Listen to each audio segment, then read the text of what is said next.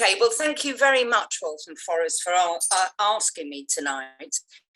And right across the country, we're having meetings like this because we stand in total solidarity with the millions of people across Britain who are really in disbelief at the information that is now coming out about not just the perpetrator of the murder of Sarah Everard, but also the police. And also we stand not just in disbelief, but in outrage that just weeks ago, before he was committed to prison, there were attempts by some leading politicians and those in the hierarchy of the police to try and again tell us that there's nothing systematically wrong with the police. There are just the odd rotten apples that have to be dealt with. Now, clearly, the information that has come out since this man has been sent to prison show that sexism runs deep, deep, deep inside the Metropolitan Police. I mean, just to say, here is an officer who was known to have driven naked in his car around the town that he lived. He was called or nicknamed the rapist by his fellow officers, the people he worked with. He exposed himself twice in the same McDonald's just 72 hours before he murdered Sarah. He was an addict of hard porn. Everyone that worked with him knew that he hired frequently prostitutes. Indeed, he took them on more than one occasion to a police social event when his wife supposedly couldn't attend. We now know that he was involved in a WhatsApp group, and there'll be thousands of police deleting WhatsApp groups over the last week, but in a WhatsApp group where not only sexist, banter was common, but racist, homophobic and transphobic banter. In the summing up of his sentencing, the judge did the fatal mistake that all judges, in most cases where violence against women is concerned, he talked about the innocence of the victim as if in some way, had she been drunk, had she been coming from a party, she would have deserved to have been abducted and raped. And he also made reference to the fact that fellow officers of this man had come forward as character witnesses during the trial to say what a good guy he really was. But actually, the thing I think I found and made me most angry reading the press over the last week is the fact there are 30% of police officers in London are women. Why hadn't women come forward? Why hadn't police women officers come forward? Now, it's clear from what we've read in the press since that these police officers didn't come forward, A, because they knew that their careers would be in jeopardy, but much more seriously, that they believed that male officers would leave them in violent and difficult situations as retribution for talking about the sexism that these women experienced in the force. So it's no odd bad apple. This is seriously wired into the whole way that the police operate. And for those of us, and there's plenty of us on this call, who have been talking and campaigning against the discrimination that's endemic in the police for decades, you will remember this is not new. I mean, during the time of the Yorkshire Ripper, when a serial killer was killing women between 1975 and 1980 in Yorkshire, a brilliant ITV, I think, had a programme a couple of years ago, I watched it, which showed clearly But it took so long to find the killer, and 13 women died as a result, because while he was killing prostitutes initially, the police didn't give a damn about it. It wasn't taken seriously. And also that they again consistently missed this man. They interviewed him on a number of occasions, and they didn't take the statements of the 7 survivors of his attacks seriously when they described him. So we've seen this before. The nature of the police goes back. The spy cops exposure. I mean, here we see that the police regularly in the 1970s and 80s allowed police to engage in sexual relationships with women, personal relationships with women, sometimes going over years of time, and women having children as a result of that. They felt that women were easy meat on the left and on the progressive movements to lure them and treat them so appallingly. We had just 18 months ago the death of the terrible murder of Nicole Smallman and Bieber Henry, where police surrounding the body, or supposedly protecting the dead bodies of these women, engaged in disgusting racist and sexist banter over WhatsApp groups. We saw at the peaceful vigil of the murder of Sarah Everard on Clapham Common, the way the police enforce their rule on women, handcuffing, pushing and attacking them.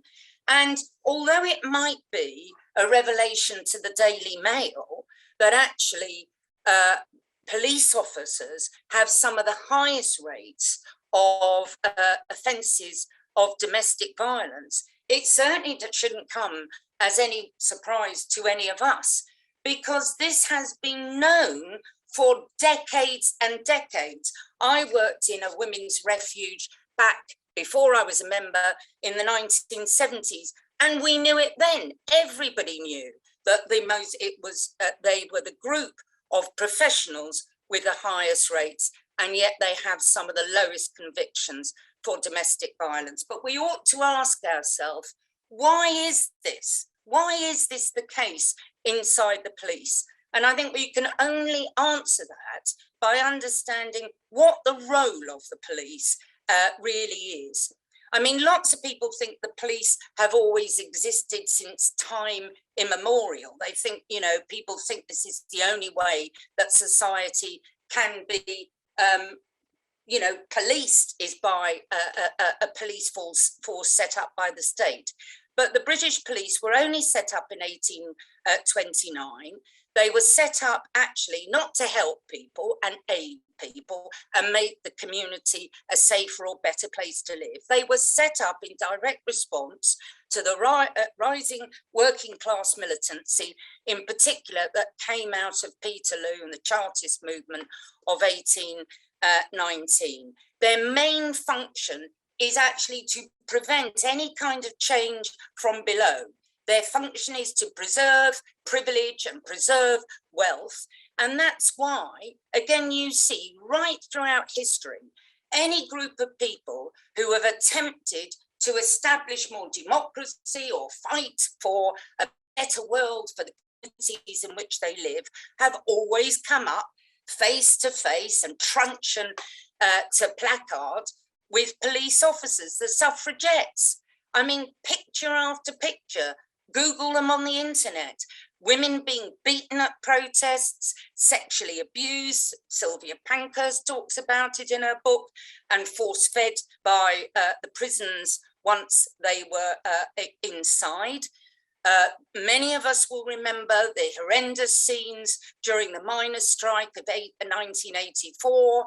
But, it wasn't just that they attacked the miners on the picket lines with truncheons and horses and batons, but actually home raids were really common in the mining towns to intimidate the wives and children, to make them put pressure on the miners to go back. The big poll tax demonstration, actually a policy that ended up bringing Margaret Thatcher down, but most of us, any of us there, can remember the terrible violence as the horses, the police on horses smashed into the demonstration. And whether you were elderly or a child, it didn't matter. In 2012, I actually tried to Google today the name of the guy who was the young student in 2012 who was paralysed as a result of the attack by the police on a student demonstration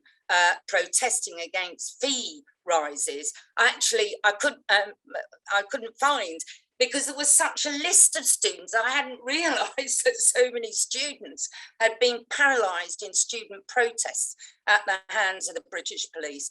And of course, we see them now being used to move those people, the insulation, the people on the motorways calling for homes to be insulated. And every time, along with the magistrates, along with the courts, along with the prison service, the police reinforce the rule from above, because they are the people who are defending a brutal, toxic, capitalist system. And it's a system that relies on the ability to divide us according to class. They divide us according to race, sexuality, and sexism, because they don't want us to unite. So any divisions that they can encourage the state, the politicians do all the time, because it goes back to why they set up the police in 1829. They are terrified of the potential unity that working class people have. So, and sexism, of course, is an important part of that. So they encourage division and prejudice from above, so that they can create the economic inequality that capitalism thrives on, in order for a tiny minority to exploit everybody else and rule without any opposition. And that's why I think it is interesting that it's no accident the WhatsApp group that they've identified the murder of Sarah Everard being part of, it wasn't just sexist. It's not about misogyny. It's actually about reflecting all the divisions, all the divisions that capitalism encourages from the top down.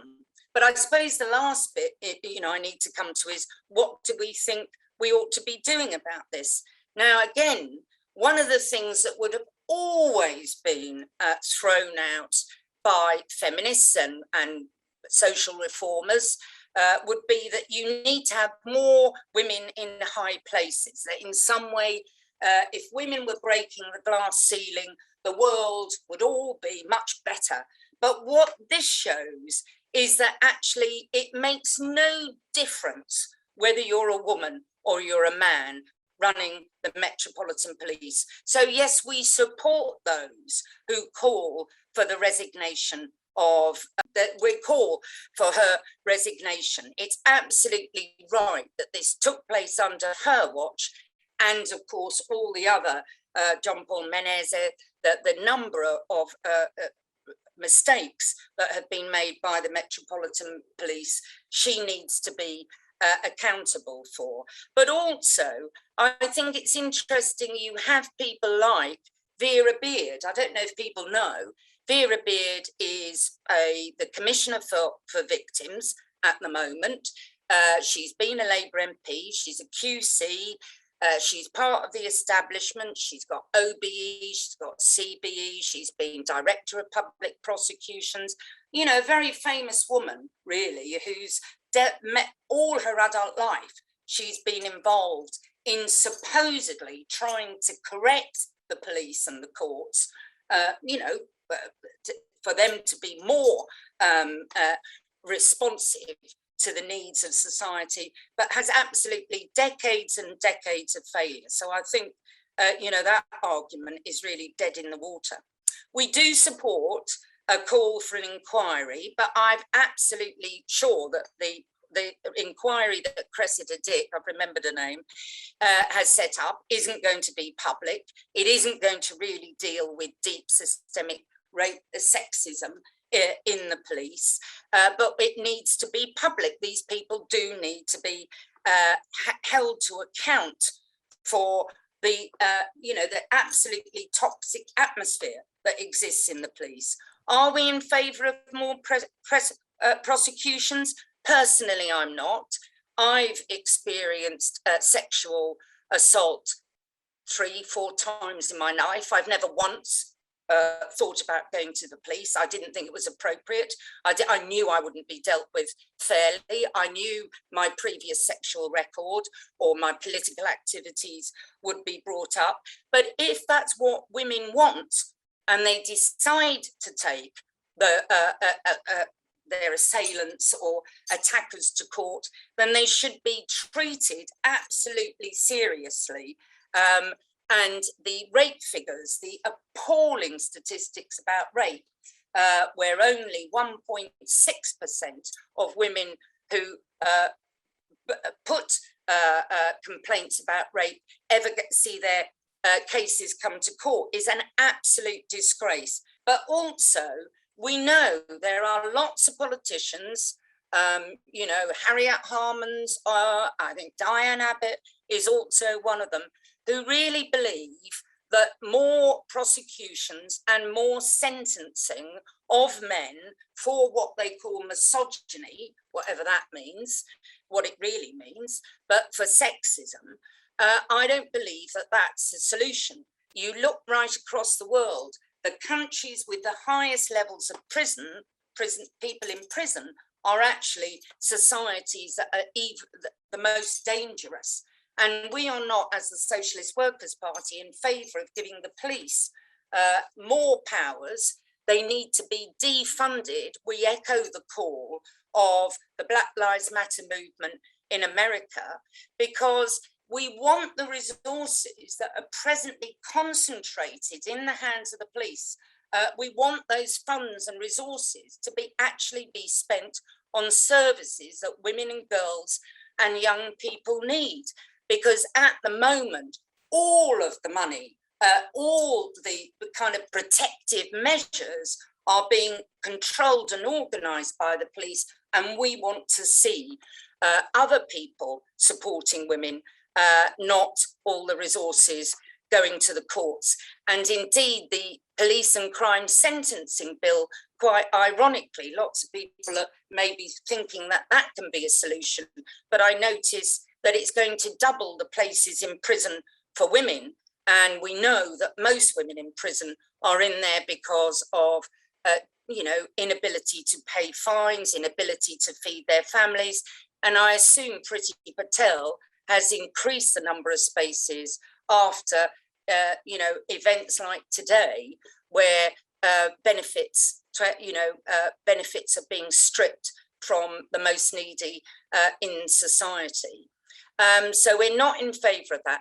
We are in favour of education for young children, not all children. We want a system where actually, because we live in a highly sexualised society, where children as young as primary school now have access to porn, but we should have a situation where instead of micromanaging children's grades and talking to them constantly about going to Russell, the Russell Group universities, we need to be equipping children, boys and girls, with the ability to navigate what is, as I say, a very sexualized and toxic society.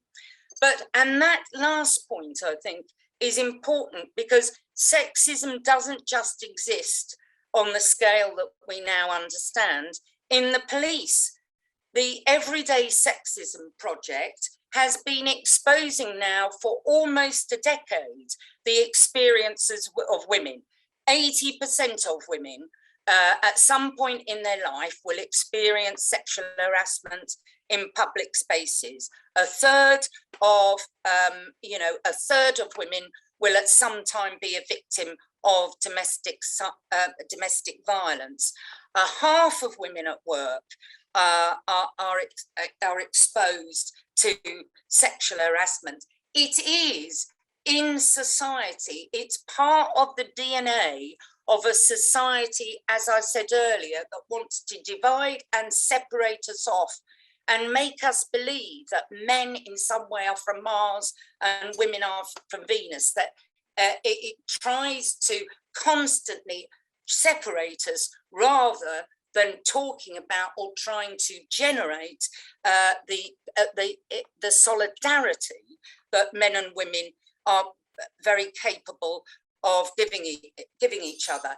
And so I will end really on the point that I think we have seen a period in which, particularly during COVID, women have had almost a knocking back into the 1950s. I mean, the Pregnant and Screwed campaign has been highlighting just how hard it is at the moment for women at work when they tell bosses that they're pregnant. We know that in the majority of homes, we saw it during the COVID lockdown, it was women who took the most responsibility for the family, the education of the children, the looking after the family, the vulnerable family members. Women provide that rolling capitalism, and that's where they want to keep us. So if we want to end sexism in the police, we have to end sexism in society. And that means changing the society in which we live fundamentally from the bottom upwards and creating a world which is totally possible.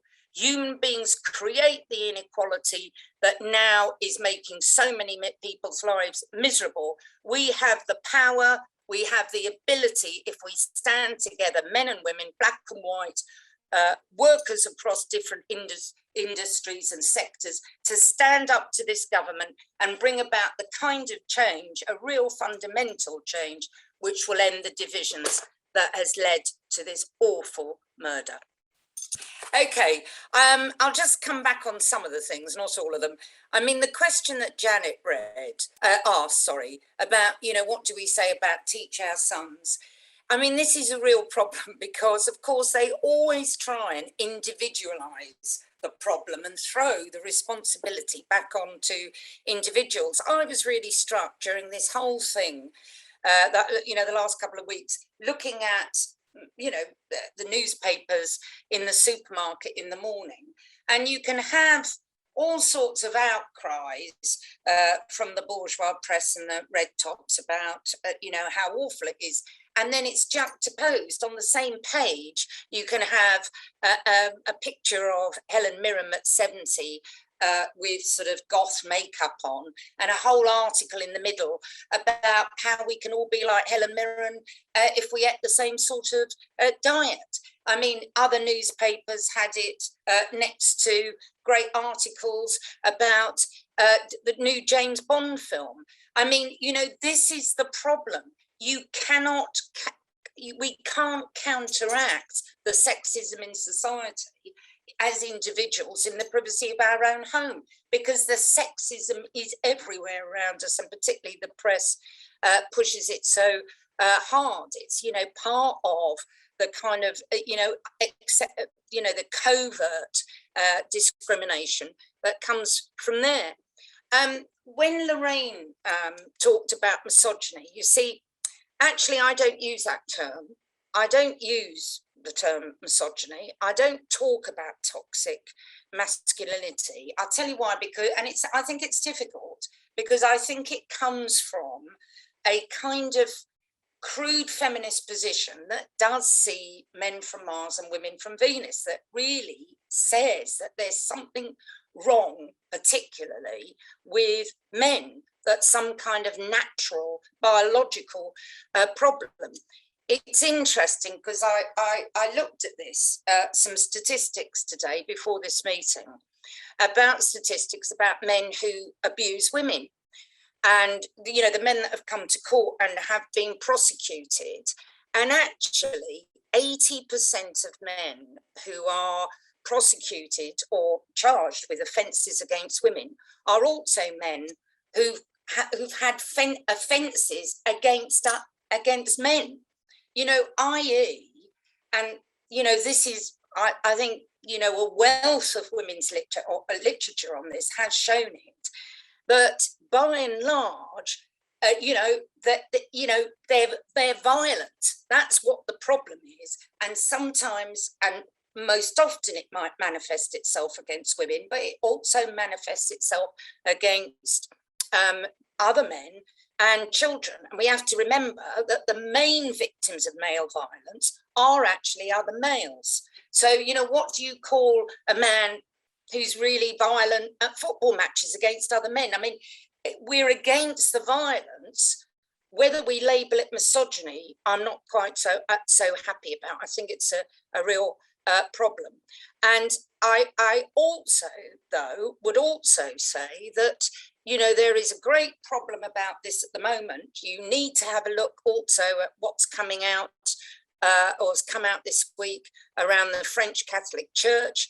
There's thousands and thousands of children who've been abused by the Catholic Church. And a BMJ article just last month is estimating that they think during the lockdown, there has been, and listen to this figure, there has been a 1,492% increase in violence against children. Now, I mean, that is a shocking statistic, but it bears out what we know and understand, that the family is the most violent institution in society. It's the institution where you're most likely to face any kind of sexual or physical violence. And so I don't think misogyny and toxic masculinity helps us to understand what is at the root cause. And in a way, it's what Roger talked about. The root cause is the increased alienation people will suffer. And, tonight of all nights, when the financial crisis facing many families has just been ratcheted up, 4.4 million families are going to lose their benefit. This is going to create more violence and stress and distress inside homes and inside communities. So I think for revolutionary socialists, we have to look at that bigger picture, rather than, following a line of misogynistic crime. And I mean, when people ask what can be done, it's not easy, is it? At the moment, I think the arguments about defunding the police, there was an article in The Guardian today. I think those will be raised. I think we have to make those arguments very, very concrete. What does that mean? Because at the moment, 2/3 of women who contact women's refuges, the domestic violence helpline, are not referred any further than the helpline. Why? Because neoliberal politics has squeezed out all the housing excess, but enough housing for women to be able to flee violent relationships with their children and be guaranteed a safe home. That's something that's disappeared under neoliberalism. When Janet talks about in work, that women with children don't take promotion. I mean, I was a teacher for 36 years. And when I had my children, I was a head of department. Every other woman in the school who was also had responsibility went back to work full time. Now, very few mothers, even in professions like the law or nursing or teaching, go back full time once they've had their first child. Why? Because again, neoliberalism has destroyed all the community and social support that women like myself had, whether it was local nurseries, local authority nurseries, the social work system, counselling system. We know that CAMHS is decimated. And women it's interesting again. There was a survey, a big survey 2 years ago about what it's like to be a mother in the 20 most advanced capitalist countries, and Britain ended up at the bottom. Interestingly enough, Estonia was at the top, but because we have the least maternity leave, the least support when we are parents. And of course, it means we don't participate equally in society. And that's where the sexism then becomes reinforced economically and socially. And so I think we have no choice, comrades. We have to argue against neoliberalism, against the cuts in services, against the cuts in benefits. We want a world in which there is a mass redistribution of wealth, and we can tinker about the system. I mean, I don't want anyone to go away saying Jan Nielson's calling for an inquiry. I'm just saying, if there's going to be an inquiry, we need to be arguing it's public. I totally agree with all the points, but we need, you know, it's the general fight for a different sort of world that in the end is going to liberate women. And the Vera Beards and the Harriet Harmans and whoever else they're going to bring into the police force, I think what's important at the moment, the police are totally discredited, totally and utterly discredited, following the Macpherson report where they were found institutionally racist. They can't find anything else but they're institutionally sexist. And so I think it is our responsibility to raise those arguments about what real social safety would be like in our communities, because I think that people want big ideas and we have to provide them at this particular moment. I'll leave it there.